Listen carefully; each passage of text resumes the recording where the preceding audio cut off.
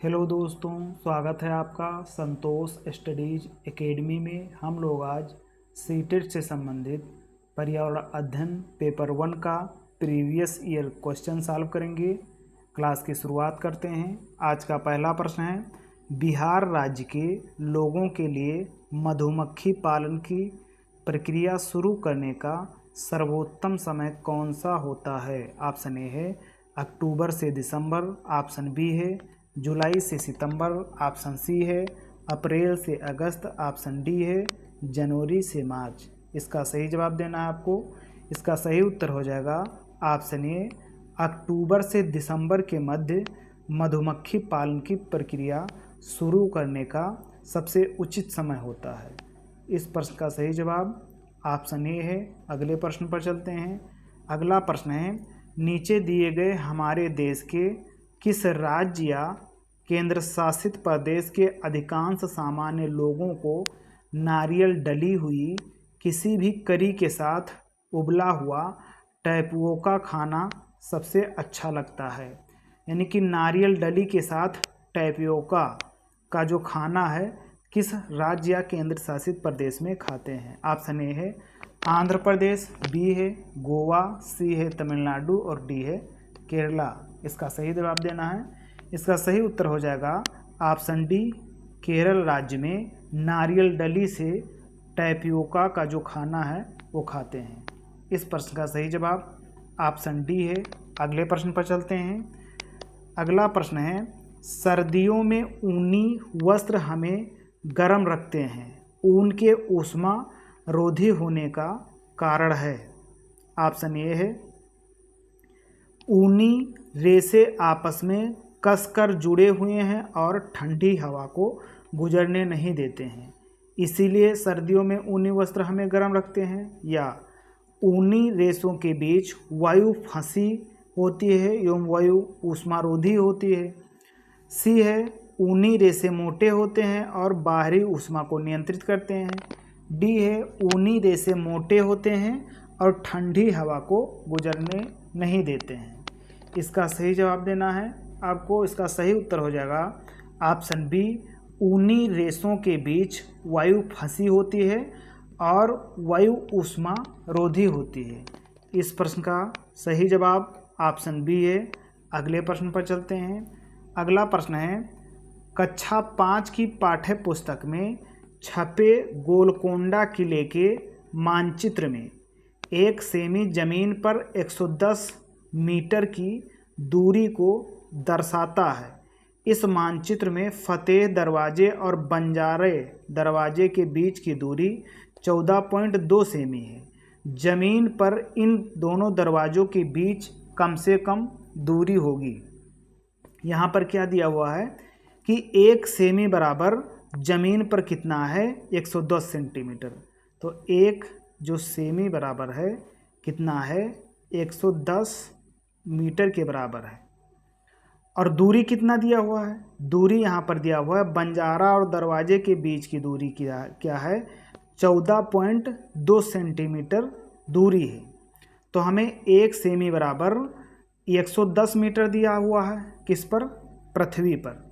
यानी कि जो पृथ्वी पर 110 मीटर और मानचित्र पर 1 सेमी के बराबर होगा। यानी 1 सेमी पृथ्वी पर 110 मीटर के बराबर होगा। तो 1 सेमी 110 मीटर के बराबर है और दिया कितना है? 14.2 सेमी दिया है। किस पर? मानचित्र पर। तो हमें पूछ रहा है कि दूरी कितनी होगी पृथ्वी पर।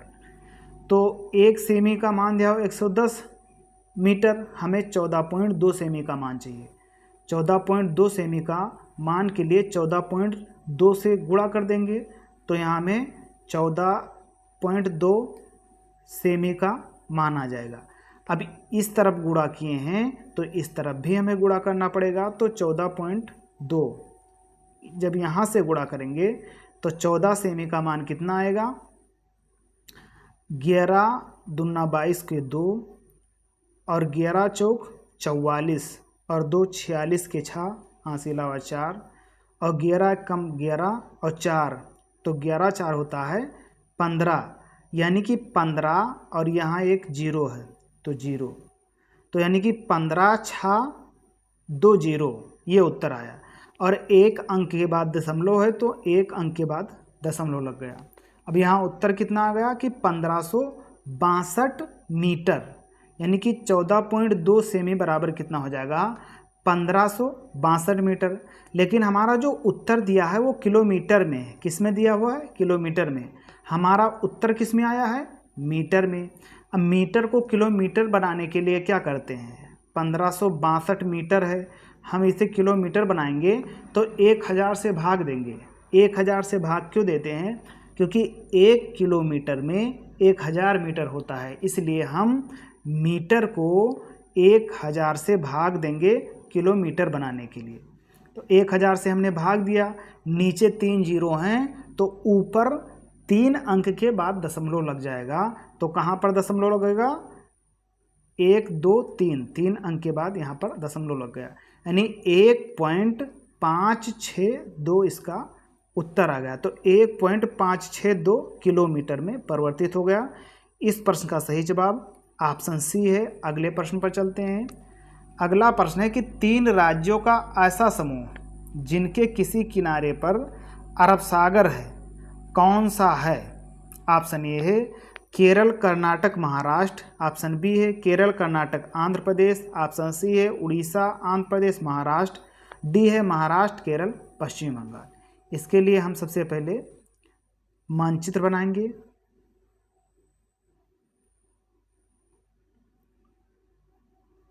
तो ये है भारत का मानचित्र। यहाँ पर गुजरात राज्य है, गुजरात के नीचे महाराष्ट्र है, यहाँ पर गोवा है, और गोवा के नीचे कर्नाटक है, और सबसे नीचे यहाँ पर केरल है। और यहाँ पर क्या है, अरब सागर है। यहाँ पर अरब सागर है, ये पश्चिम भाग है और ये पूरब भाग है। और पूरब की तरफ क्या है, बंगाल की खाड़ी है। तो यहाँ पर बंगाल की खाड़ी है। बंगाल की खाड़ी में ऊपर सबसे पहले पश्चिम बंगाल है, फिर उड़ीसा है, फिर आंध्र प्रदेश है और फिर तमिलनाडु है। यानी कि बंगाल की खाड़ी की तरफ 4 तटीय राज्य हैं और अरब सागर की तरफ 5 तटीय राज्य हैं। अब इन्हीं जो 9 तटीय राज्य हुए, 5 4 जोड़कर 9 तटीय राज्य हुए, इन्हीं की बात पूछ रहा है कि कौन से ऐसे 3 राज्यों का समूह है जो किसी किनारे पर अरब सागर है, यानी कि जिसके किनारे पर अरब सागर है। तो अरब सागर गुजरात, महाराष्ट्र, गोवा, कर्नाटक और केरल, ये 4 राज्य, ये 5 राज्य सीमा बनाते हैं अरब सागर से। अब देख लेते हैं, केरल, कर्नाटक, महाराष्ट्र, ये तीनों राज्य हैं जो अरब सागर से सीमा बनाते हैं, इसलिए इसका सही जवाब ऑप्शन ये हो जाएगा। दूसरा ऑप्शन देखते हैं कि है केरल, कर्नाटक, आंध्र प्रदेश। आंध्र प्रदेश तो किस तरफ है, आंध्र प्रदेश बंगाल की खाड़ी से सीमा बनाता है, इसलिए दूसरा ऑप्शन गलत हो जाएगा। तीसरा ऑप्शन है उड़ीसा, आंध्र प्रदेश, महाराष्ट्र, इसमें भी आंध्र प्रदेश है। आंध्र प्रदेश किससे सीमा बनाता है, बंगाल की खाड़ी से, इसलिए सी भी गलत हो जाएगा। डी है महाराष्ट्र, केरल, पश्चिम बंगाल। पश्चिम बंगाल यहाँ पर है तो ये भी बंगाल की खाड़ी से सीमा बनाता है, इसलिए डी भी गलत हो जाएगा। ये इसका सही उत्तर है। अगले प्रश्न पर चलते हैं। अगला प्रश्न है कि एक ऐसा नाच है जिसमें जमीन पर बांस की डंडी लेकर 2-2 लड़कों की जोड़ी आमने सामने बैठती है, ढोल की ताल पर डंडियों को जमीन पर पीटते हैं तथा ताल के अनुसार डंडियों के बीच लोग एक कतार में खड़े होकर कूदते हैं और नाचते हैं। इस नाच का नाम तथा उस राज्य का नाम जहाँ के लोग इसे नाचते हैं क्रमशः क्या है। ऑप्शन ए है तोरंग, मिजोरम में है। बी है कुडुक, झारखंड में है। सी है चेराओ, मिजोरम में। और डी है झूम, झारखंड में। इसका सही जवाब बताना है आपको। इसका सही उत्तर हो जाएगा ऑप्शन सी, चेराओ, मिजोरम में। ये जो चेराओ नृत्य है इसे बम्बू डांस भी कहते हैं, यानी कि ये जो डांस है वो बांस की लाठी होती है, तो बांस की लाठी के द्वारा बम्बू या चेराओ डांस किया जाता है, इसलिए इसे बम्बू डांस कहते हैं। बम्बू मतलब बांस, तो ये बांस वाला डांस है, इसे चेराओ या बम्बू डांस कहते हैं। ये मिजोरम में होता है, तो इसका सही उत्तर ऑप्शन सी है। अगले प्रश्न पर चलते हैं। अगला प्रश्न है संसार की 5वीं और भारत की पहली ऐसी महिला जिन्होंने माउंट एवरेस्ट की चोटी पर कदम रखा, उनका क्या नाम है। ऑप्शन ए है बछेंद्री पाल, बी है सुनीता विलियम्स, सी है कर्दम मल्लेश्वरी, डी है संतोष यादव। बछेंद्री पाल भारत की पहली महिला थी जिन्होंने एवरेस्ट फतेह किया था और ये विश्व की 5वीं नंबर की थी। इन्होंने 1984 ईस्वी में एवरेस्ट पर चढ़ा था। सुनीता विलियम्स अंतरिक्ष यात्री हैं जो भारतीय मूल की हैं, और ये जो है कर्दम मल्लेश्वरी ये भारोत्तोलक हैं आंध्र प्रदेश की। संतोष यादव ये पहली महिला हैं जिन्होंने 2 बार एवरेस्ट पर चढ़ा है। इस प्रश्न का सही उत्तर ऑप्शन ये हो जाएगा। आगे चलते हैं अगले प्रश्न पर।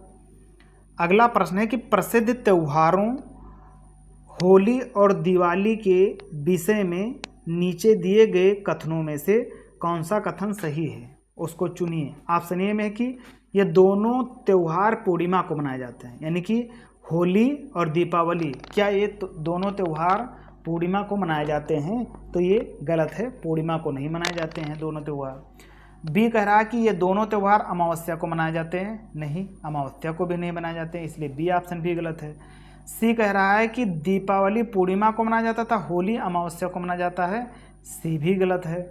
डी कह रहा है कि दीपावली अमावस्या को तथा होली पूर्णिमा को मनाया जाता है, तो डी इसका सही उत्तर है।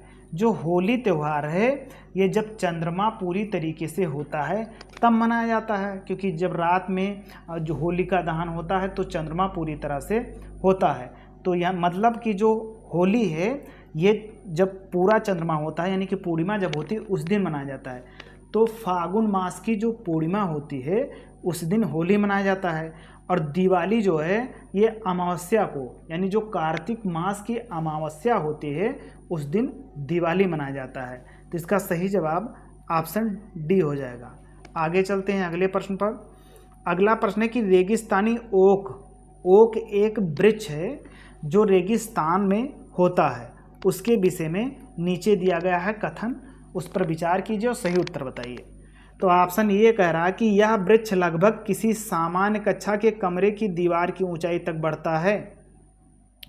तो ये जो ओक वृक्ष है ये रेगिस्तान में होता है, और ये कमरे की ऊंचाई और चौड़ाई जो होती है उस आकार का होता है लगभग। तो इसलिए जो है पहला कथन सही है। दूसरा कथन है कि यह वृक्ष अबू धाबी में होता है, यानी ओक वृक्ष कहाँ होता है? तो ओक वृक्ष ऑस्ट्रेलिया में होता है। सी कह रहा है कि इस वृक्ष के तने में जल एकत्र होता है, स्थानीय लोग को जब जल की आवश्यकता होती है तो इसमें पाइप डालकर पीते हैं। सी सही है, ये कथन सही है। डी है कि इस वृक्ष की जड़ें वृक्ष की ऊंचाई से लगभग 30 गुना अधिक गहराई तक जाती हैं।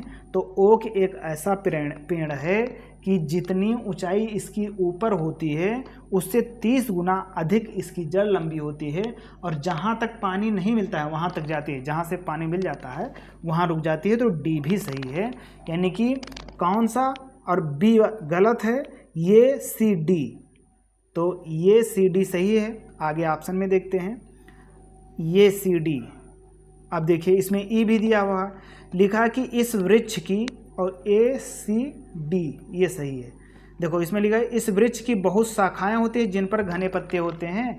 तो इस पेड़ में जो ओक का वृक्ष है इसमें कम पत्ते होते हैं, इसलिए ई गलत है। तो ये सी डी सही है, पहले ऑप्शन में है, तो इसका सही जवाब ऑप्शन ये होगा। आगे चलते हैं। अगला प्रश्न है कि हमारे देश में ऐसे गांव हैं जहां के ग्रामवासी अत्यधिक वर्षा होने के कारण अपने घरों को बांस के खंभों पर जमीन से 10 से 12 फीट जो 3 से 3.5 मीटर ऊंचाई पर बनाते हैं। इन घरों को अंदर से लकड़ी का ही बनाया जाता है। ये गांव कहाँ होने चाहिए? ऑप्शन ए में हिमाचल प्रदेश, बी है तमिलनाडु, सी है असम, और डी है उत्तराखंड। इसका सही जवाब देना है आपको। इसका सही उत्तर हो जाएगा असम। असम में बाढ़ के कारण, मतलब कि असम में वर्षा अधिक होती है, इसलिए असम राज्य में बाढ़ बहुत आता है हर वर्ष। किस नदी से? ब्रह्मपुत्रा नदी से। इसीलिए यहाँ पर जो गांव के लोग होते हैं वो अपने घरों को बांस के खंभों के ऊपर बनाते हैं। जो बांस के खंभे होते हैं उनकी ऊंचाई 10 से 12 फीट होती है, उस पर घर बनाते हैं और लकड़ी के घर बनाते हैं। तो ये कौन सा राज्य है? असम राज्य है। ये ऐसा बाढ़ के कारण करते हैं। इसका सही जवाब ऑप्शन सी है। अगले प्रश्न पर चलते हैं। अगला प्रश्न है कि मानव पोषण के संदर्भ में स्वांगीकरण का अर्थ है, यानी कि एसिमिलेशन मीन्स। ऑप्शन ए है कि पचा हुआ भोजन का क्षुद्रांत्र की भित्ति में अवशोषित होना एवं रुधिर वाहिकाओं में प्रवेश करना, ये स्वांगीकरण है। या अवशोषित पदार्थों का शरीर के विभिन्न भागों में स्थानांतरित करना, ये स्थानांतरित करने का कोई मतलब नहीं है स्वांगीकरण में। सी कह रहा है कि पचा हुआ पदार्थ शरीर में जटिल पदार्थों को बनाने में उपयोग करता है, ये भी गलत है, यानी कि बी गलत है और सी भी गलत है। डी कह रहा है कि भोजन का वह भाग जिसका पाचन नहीं हो पाता, उसे जो है अवशोषित नहीं हो पाता है, वह वृद्धरांच में भेज दिया जाता है, इसे स्वांगीकरण कहते हैं। तो बी सी डी ये तीनों गलत हैं। इसका सही जवाब ऑप्शन ए में है। कह रहा है कि पचा हुआ भोजन का क्षुद्रांश की भित्ति में अवशोषित होना एवं रुधिर वाहिकाओं में प्रवेश करना, ये इसका सही उत्तर है, ऑप्शन ए। अगले प्रश्न पर चलते हैं। अगला प्रश्न है कि उस खेत की मृदा के विषय में विचार कीजिए जिसमें कोई किसान रासायनिक उर्वरक और पीड़कनाशियों यानी कीटनाशकों का अधिक से अधिक उपयोग करने अपने खेतों में बार बार धान की फसल उगा रहा है। आपके विचार से इस व्यवहार से उसकी खेत में क्या होगा? मृदा क्या होगा? मृदा अन्य फसलों के लिए अधिक उपजाऊ हो जाएगी। बी कह रहा है कि केवल धान की फसल के लिए उपयुक्त बनेगी। सी कह रहा है कि वर्षा में कई फसलों के लिए अधिक उपयुक्त बनेगी, वर्ष में, यहाँ पर वर्ष है। डी कह रहा है कि कुछ समय पश्चात यह बंजर हो जाएगी। इसका सही जवाब देना है आपको। इसका सही उत्तर हो जाएगा ऑप्शन डी। डी इसका सही उत्तर हो जाएगा कि कुछ वर्षों बाद ये भूमि बंजर हो जाएगी। क्यों बंजर हो जाएगी?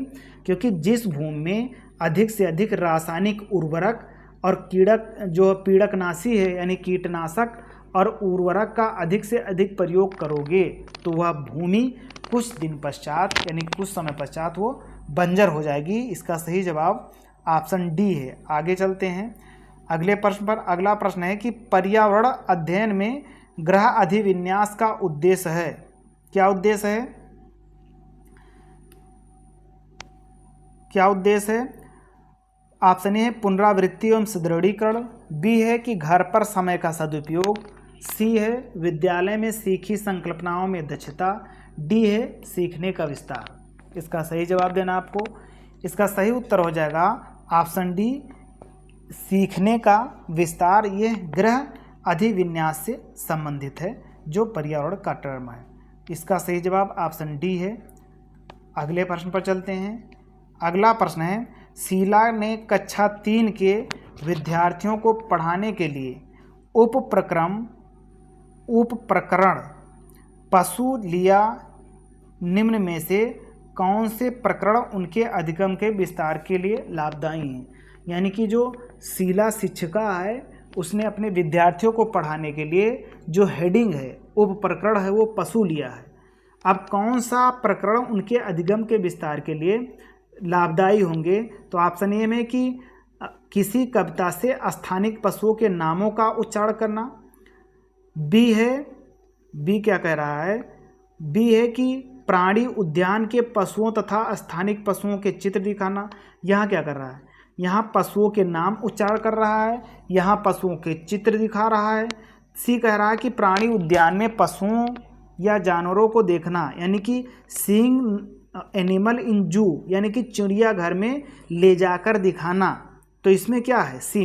सी में प्रत्यक्ष अनुभव है कि चिड़ियाघर है उसमें हम बच्चे को ले जाकर फिर पशु यानी कि जानवर के बारे में उसे प्रत्यक्ष अनुभव हो रहा है, यानी प्रत्यक्ष अनुभव हो रहा है। तो जो बच्चा होगा वो प्रत्यक्ष अनुभव से अधिक सीखता है, इसलिए इसका सही जवाब ऑप्शन सी हो जाएगा। सी इसका सही उत्तर है। डी कह रहा है कि पशुओं के चित्रों के कटआउट दिखाना। तो सभी में चित्र दिखाने की बात किया गया है। इसमें जो है क्या है कि प्रत्यक्ष अनुभव की बात की गई है, चिड़ियाघर में जाकर दिखाया गया है। तो ऑप्शन सी इसका सही उत्तर है। आगे चलते हैं अगले प्रश्न पर। अगला प्रश्न है कि कक्षा 1 और कक्षा 2 में पर्यावरण अध्ययन की कोई पाठ्य पुस्तक क्यों नहीं है? इसका जवाब देना है। ऑप्शन ए कह रहा है कि पर्यावरण अध्ययन के प्रक्रिया कौशल शिक्षक की हैंडबुक में सुझाए गए खेलों द्वारा पढ़ाए जाते हैं। बी कह रहा है बी क्या कह रहा है, तो बी कह रहा है कि पर्यावरण अध्ययन की महत्वपूर्ण संकल्पनाएं शिक्षकों द्वारा संचालित पारस्परिक क्रियाकलापों द्वारा पढ़ाए जाते हैं। सी कह रहा है कि पर्यावरण अध्ययन से संबंधित संकल्पनाएं और कौशल भाषा तथा गणित के द्वारा सिखाए जाते हैं। डी कह रहा है कि पर्यावरण अध्ययन से संबंधित संकल्पनाएं और कौशल भाषा शिक्षण द्वारा दिए जाते हैं। इसका सही जवाब बताना है आपको। इसका सही उत्तर हो जाएगा ऑप्शन सी, जो कक्षा 1 और कक्षा 2 होता है, इसमें जो पर्यावरण है वो भाषा और गणित के माध्यम से सिखाया जाता है। किसके माध्यम से? भाषा और गणित के माध्यम से सिखाया जाता है पर्यावरण अध्ययन। और फिर 3 से जब क्लास ऊपर की होती है तब उसमें पर्यावरण अध्ययन की पुस्तक होती है। तो इसका सही जवाब ऑप्शन सी हो जाएगा। सी इसका सही उत्तर है। आगे चलते हैं अगले प्रश्न पर। अगला प्रश्न है कि निम्न में से कौन सा सामाजिक सांस्कृतिक वातावरण का उदाहरण है? ऑप्शन ए है जल, बी है जंगल, सी है स्मारक और डी है कम्युनिटी यानी कि समुदाय। इसका सही जवाब देना है। इसका सही उत्तर हो जाएगा कम्युनिटी, यानी कि जो समुदाय है वह सामाजिक सांस्कृतिक वातावरण का एक उदाहरण है। समुदाय मतलब जैसे कोई भी समुदाय रख लीजिए, जैसे जो आसपास पड़ोस गांव में होते हैं उन्हीं समुदाय की बात कर रहा है। तो इसका सही जवाब ऑप्शन डी है। अगले प्रश्न पर चलते हैं। अगला प्रश्न है कि पर्यावरण अध्ययन की संकल्पनाओं को प्राथमिक स्तर पर प्रस्तुत करने का उपागम ऐसा है कि विद्यार्थियों को भोजन, आश्रय इत्यादि के विषय में ज्ञात कराने के लिए अपने परिवार और समुदाय के सदस्यों से परामर्श लेना पड़ता है। इसका कारण है ऑप्शन ए में दिया हुआ है कि विद्यार्थी अपने परिवार और समुदाय के सदस्यों के निकट है, इसीलिए ऐसा किया जाता है। बी कह रहा है कि परिवार और समुदाय भोजन, आश्रय इत्यादि के संबंध में अधिक जानकारी रखता है, इसलिए किया जा रहा है। सी कह रहा है कि अधिगम का प्राथमिक स्रोत विद्यार्थियों के सामाजिक सांस्कृतिक पृष्ठभूमि है। डी कह रहा है कि पियाजे के मनोवैज्ञानिक नियम सिखाने की सामाजिक अन्योन्य क्रिया पर आधारित है। इसका सही जवाब देना है आपको। इसका सही उत्तर हो जाएगा ऑप्शन सी। क्या दिया है इसमें कि अधिगम का प्राथमिक यानी कि सीखने का जो प्राथमिक स्रोत है वो विद्यार्थियों की सामाजिक और सांस्कृतिक पृष्ठभूमि है। यहाँ सामाजिक सांस्कृतिक पृष्ठभूमि के मतलब क्या है कि जो बच्चा होता है वो परिवार और अपने आस पड़ोस से सीखता है, तो ये सामाजिक सांस्कृतिक पृष्ठभूमि दिया हुआ है यहाँ पर। इसका सही जवाब ऑप्शन सी है। सी इसका सही उत्तर है। अगले प्रश्न पर चलते हैं। अगला प्रश्न है कि संज्ञानात्मक बाधित विद्यार्थियों को पर्यावरण अध्ययन पढ़ाने की कौन सी युक्ति सर्वाधिक उपयुक्त है? अब यहाँ लिखा हुआ है संज्ञानात्मक बाधित विद्यार्थी। तो संज्ञानात्मक बाधित विद्यार्थी कौन होता है? वह विद्यार्थी जो सोचने और समझने में कमज़ोर हैं, यानी कि सामान्य बच्चों की तरह सोच समझ नहीं सकते हैं, सोचने समझने में पिछड़े हैं। ऑप्शन ए कह रहा है कि कक्षा में मिश्रित सहपाठी समूह बनाएं, तब इन बच्चों के लिए उपयुक्त विधि होगा। बी कह रहा है कि पढ़ाने के लिए श्रव्य पाठों का अधिक विकास करें। अब जो बच्चे सीखने और समझने में सक्षम नहीं हैं तो उनको मिश्रित यानी कि एक क्लास में जो बच्चे होते, मान लिया जाए कि 5 ऐसे बच्चे हैं एक क्लास में जो सोचने और समझने में सक्षम नहीं हैं, इन 5 बच्चों को जो जितने सारे बच्चे बचे उनमें से अलग अलग बैठा दिया जाए सबको मिला करके, तो उनसे क्या सीखेंगे? जब बच्चे उनमें समझने और सोचने की उतनी क्षमता नहीं है, नहीं समझ सकते हैं, तो किसी भी बच्चे को उनके साथ बैठा दिया जाए वो नहीं सीख पाएंगे। इसलिए जो पहला ऑप्शन होगा वो गलत होगा। दूसरा कह रहा है कि पढ़ने के लिए श्रव्य पाठों का अधिक विकास करें। अब पढ़ने के लिए श्रव्य पाठों का विकास कहाँ करेंगे? जो सुन नहीं पाएगा, जो बालक कान से सुन नहीं सकता या सुन नहीं सकता, उनके लिए ये विधि होगी। तो बी भी गलत है, क्योंकि बच्चा क्या है, समझने में जो है कम समझ पाता है। डी कह रहा है कि स्पर्शी शिक्षण अधिगम सामग्री जिसका अधिक उपयोग करें। अब स्पर्शी शिक्षण अधिगम सामग्री कहाँ होगा कि स्पर्श करके फिर उसे फील कराएं। तो स्पर्श वाला जहाँ दृष्टि बाधित है, जिन्हें कम दिखाई देता है, उसके लिए स्पर्श शिक्षण अधिगम विधि है। और सी कह रहा है कि कार्यों को भागों में बांटें और पृथक रूप से भागों को पूरा करें। इसका सही जवाब सी हो जाएगा। यानी कि जो बच्चे समझने और सोचने भी किसी भी वस्तु या विषय को लेकर कम हैं, उनके पास संज्ञानात्मक विकास हुआ है, तो उनके लिए क्या होगा कि वस्तुओं या विषय को बहुत सारे भागों में बांटकर फिर थोड़ा थोड़ा करके उन्हें बताया जाए या समझाया जाए, तब वो सीख लेंगे। तो इसका सही जवाब ऑप्शन सी है। सी इसका सही उत्तर है। अगले प्रश्न पर चलते हैं। अगला प्रश्न है कि पाठ्य योजना में ईवीएस की विषय वस्तु के विश्लेषण हेतु निम्न में से कौन सा आवश्यक चरण है। ऑप्शन ए है कि सामग्री के उद्देश्यों का गठन करना, बी है सामग्री को सिखाने के लिए संसाधनों की पहचान करना, सी है अनुदेशीय उद्देश्यों के आकलन की परियोजना करना, और डी है मानचित्र यानी कि कॉन्सेप्ट मैप इन ड्राइंग, संकल्पना मानचित्र बनाना। तो इसका सही उत्तर बताइए। इसका सही उत्तर हो जाएगा ऑप्शन डी, संकल्पना मानचित्र बनाना। ये किससे संबंधित है? ईवीएस विषय वस्तु के विश्लेषण से संबंधित है ये चरण। तो इसका सही जवाब ऑप्शन डी हो जाएगा। डी इसका सही उत्तर है। आगे चलते हैं अगले प्रश्न पर। अगला प्रश्न कह रहा है कि सतत एवं समग्र मूल्यांकन में समग्र जो शब्द है वो किससे संबंधित है। ऑप्शन ए में संज्ञानात्मक स्तर से, बी है सह पाठ्यचर्या क्रियाकलाप से, और सी है समग्र विकास से, डी है शैक्षिक क्षेत्र से। इसका सही जवाब देना है आपको। इसका सही उत्तर हो जाएगा होलिस्टिक डेवलपमेंट यानी कि समग्र विकास से। तो सी इसका सही उत्तर है। आगे चलते हैं अगले प्रश्न पर। अगला प्रश्न है कि पर्यावरण अध्ययन के सीखने के आकलन का एक उदाहरण कौन सा है। किसके? सीखने के आकलन का, यानी कि वह आकलन जो सीखते समय होता है या किया जाता है, किसके द्वारा? शिक्षक के द्वारा वो सीखने का आकलन कराता है। तो जो सीखने के दौरान किस ऑप्शन में आकलन हो रहा है ये हमें जानना है। तो पहले कथन में है कि कार्य पत्रक के द्वारा विद्यार्थियों को भारत के मानचित्र पर भारत के तटीय राज्यों को खोजना। अब मान लिया जाए कि ये जो है भारत का मानचित्र है और भारत के मानचित्र में जो बच्चे हैं वो तटीय मैदानों को खोज रहे हैं। यहाँ पर तटीय मैदान है, इनको खोज रहे हैं। तो इसमें क्या होगा? इसमें है कि ये सीखने के लिए आकलन कर रहे हैं, इसलिए इसका सही जवाब ऑप्शन ये हो जाएगा। ये इसका सही उत्तर है। बी कह रहा है कि विद्यार्थियों को अगले स्तर पर भेजने के लिए वार्षिक परीक्षाएं सीखने का आकलन नहीं होती, इसलिए बी गलत है। सी कह रहा है कि पर्यावरण अध्ययन अवधारणाओं के निष्पादन स्तर का ज्ञात करने के लिए अर्धवार्षिक परीक्षा, इसमें भी परीक्षा की बात की गई, ये भी गलत है। और डी में भी परीक्षा की बात की गई है, इसलिए डी भी गलत है। तो ये इसका सही उत्तर है। अगले प्रश्न पर चलते हैं। अगला प्रश्न है कि एक प्राणी उद्यान यानी कि चिड़ियाघर में जाने पर पर्यावरण अध्ययन की शिक्षिका ने अपने विद्यार्थियों से प्राणी उद्यान के जानवरों को खाने की आदतों, उनके देश, बाहरी लक्षणों, आकार, रंग, बाल इत्यादि खोजने के लिए कहा। इस क्रियाकलाप के द्वारा किन प्रत्ययों की प्रक्रिया कौशल को विकसित कर रही है।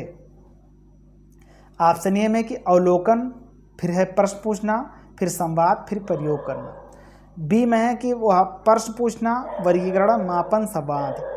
डी में है कि अवलोकन करना, प्रश्न करना, संवेदनशीलता और कम्युनिकेशन यानी कि संवाद। डी में है कि प्रश्न करना, अवलोकन, संवेदनशीलता, प्रयोग करना। इसका सही जवाब देना आपको। इसका सही उत्तर हो जाएगा ऑप्शन सी। सी इसका सही उत्तर है। क्या है कि जब बच्चे को चिड़ियाघर में ले जाएंगे तब बच्चा देखेगा पशु पक्षी या जो जानवर हैं उन्हें देखेगा, फिर प्रश्न करेगा। तो सबसे पहले क्या करेगा? अवलोकन करेगा यानी कि देखेगा, फिर क्या करेगा? प्रश्न पूछेगा यानी कि प्रश्न करेगा। जब प्रश्न पूछेगा कि टीचर ये क्या है, तब टीचर बताएगी कि मान लिया जाए कि ये बंदर है। तब जब बंदर सुनेगा जो बच्चा होगा वो उसकी जो संवेदनशीलता है वो बंदर के लिए जो है सक्रिय हो जाएंगी, उसे वो फील करने लगेगा। जब संवेदनशीलता सक्रिय हो जाएगा इसके बाद कम्युनिकेशन करेगा, फिर बंदर के बारे में बातचीत किससे करेगा? टीचर से, कि टीचर बंदर क्या करता है, इसका काम क्या होता है, ये कैसे बोलता है, फिर इसके बारे में बात करेगा। तो कम्युनिकेशन इसके लिए यानी कि जो संवाद है वो सबसे बाद में आएगा। तो सबसे पहले क्या करेगा, बच्चा देखेगा यानी कि अवलोकन, फिर प्रश्न करेगा, फिर जो है प्रश्न करने के बाद संवेदनशीलता आएगी, फिर संवाद करेगा। तो सी इसका सही उत्तर है। अगले प्रश्न पर चलते हैं। अगला प्रश्न है कि प्राथमिक स्तर पर पर्यावरण अध्ययन की थीम है, कौन सी थीम है, यानी कि जो पर्यावरण अध्ययन की थीम है प्राइमरी लेवल पर 6 थीमें हैं। अब 6 थीम कौन कौन है? सबसे पहले है परिवार और मित्र, फिर दूसरे नंबर पर क्या है, दूसरे नंबर पर है भोजन, फिर तीसरे नंबर पर है आवास, चौथे नंबर पर है जल, पांचवे पर यात्रा और छठे पर है जो हम जो वस्तुएं खोजते या बनाते हैं, ऐसे कुछ करके थीम है। तो इसमें जो है क्या है कि जल, तो ऑप्शन ये सही है, इसकी जो थीम है जल इसकी थीम है, ये इसका सही जवाब है। अगले प्रश्न पर चलते हैं। अगला प्रश्न है कि पर्यावरण अध्ययन के आकलन में एक शिक्षक कौन से उच्च स्तरीय चिंतन वाले प्रश्न का चुनाव करेंगे? ऑप्शन ए कि हम कौन सी 5 जड़ें खाते हैं, क्या यहाँ बताना है? उच्च स्तरीय चिंतन वाले प्रश्नों को बताना है आकलन के लिए।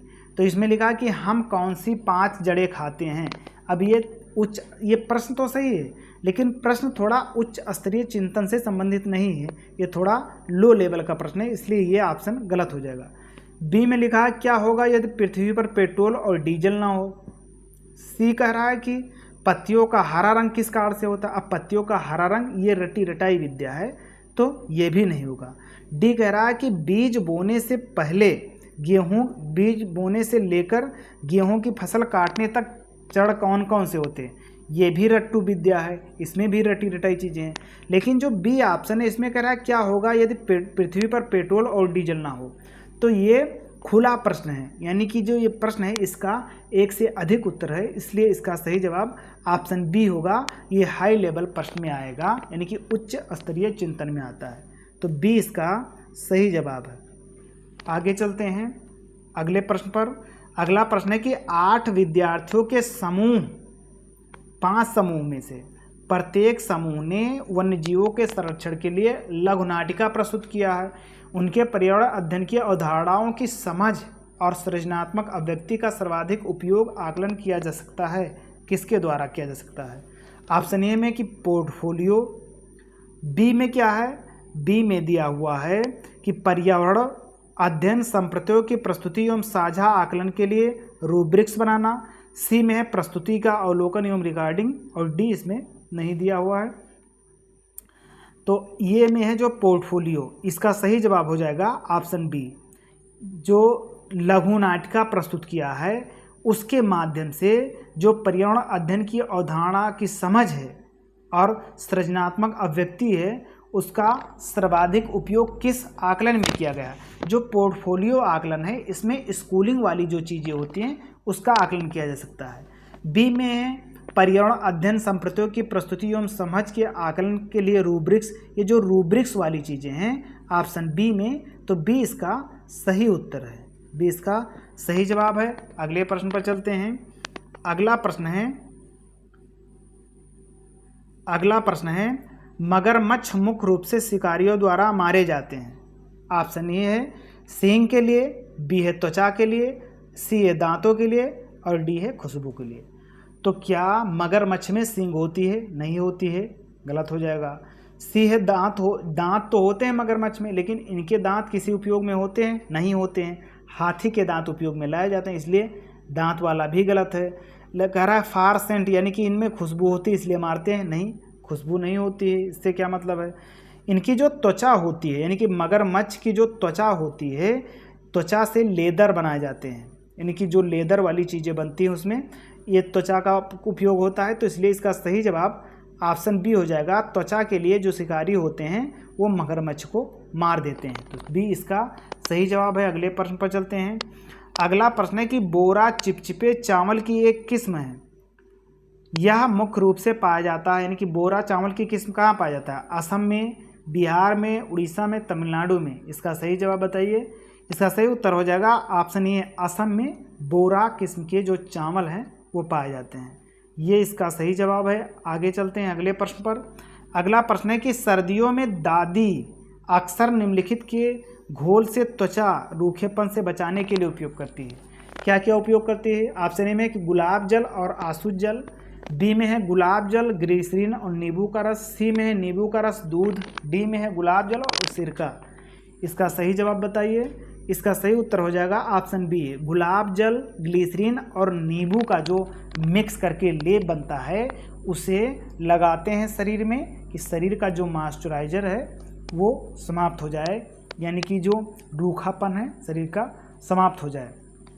तो इसका सही जवाब ऑप्शन बी हो जाएगा। बी इसका सही उत्तर है। अगले प्रश्न पर चलते हैं। अगला प्रश्न है, एक छोटे से पेड़ या झाड़ी की एक शाखा से लटकने वाला घोंसला बनाने वाला पक्षी है। सूर्य पक्षी, कौवा, बारबेट, भारतीय रॉबिन। इसका सही जवाब हो जाएगा सनबर्ड, ऑप्शन ए है, यानी कि सूर्य पक्षी। ये इसका सही उत्तर है। आगे चलते हैं। अगला प्रश्न है कि ट्रेन का जो टिकट होता है उस पर PNR क्या दर्शाता है? ऑप्शन ए में है कि यात्री संख्या रिकॉर्ड, यानी कि पैसेंजर नंबर रिकॉर्ड, बी है पैसेंजर नेम रिकॉर्ड, सी है पर्सनल नेम रिकॉर्ड और डी है पर्सनल नंबर रिकॉर्ड।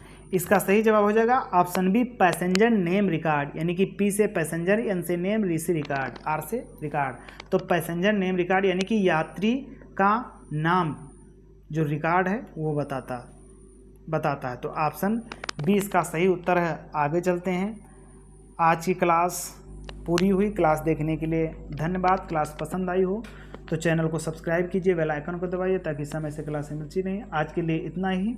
जय हिंद, नमस्कार।